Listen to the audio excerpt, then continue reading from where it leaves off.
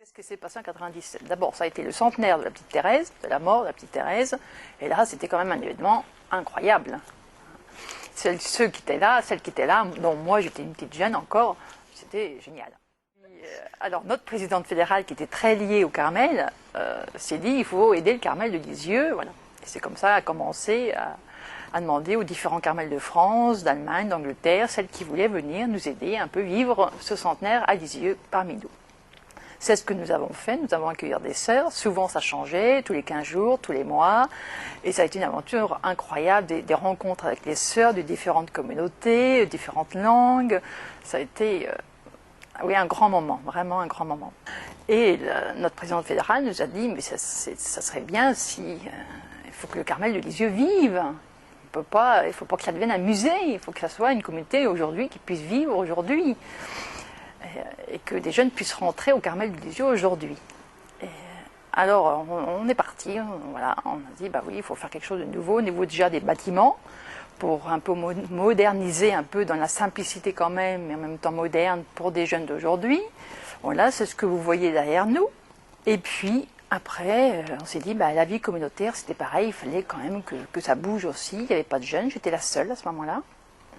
Et alors notre père général est venu, il nous a lancé un projet pour faire un appel au Carmel de France pour que d'autres sœurs puissent venir nous rejoindre. Voilà, c'est ce qui s'est passé.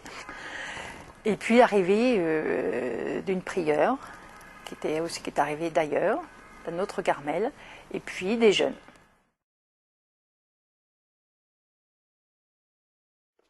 Alors le premier projet a été le site internet, qui je pense aujourd'hui est très important pour le monde dans lequel nous vivons, un monde qui n'est pas croyant.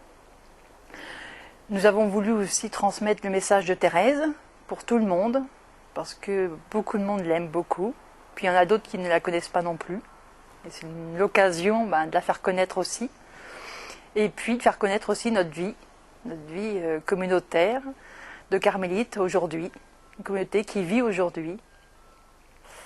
Alors le deuxième projet est parti de notre association, des laïcs qui ont réfléchi ensemble aussi pour, pareil, pour faire connaître le message de Thérèse d'une forme différente.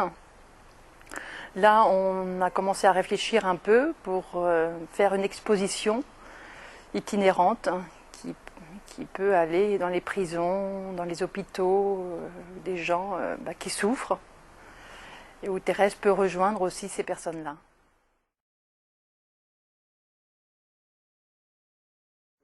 Est-ce que le message de Thérèse s'adresse au monde d'aujourd'hui? Ah oui, tout à fait. Oui. Oui, parce qu'elle nous parle de l'amour de Dieu. Et les gens aujourd'hui ont besoin d'amour et de croire qu'ils sont aimés à travers leur vie, quelle que soit leur vie, souvent où ils rencontrent des épreuves, des souffrances. Et ce savoir aimer, même là, c'est à mon avis très très important.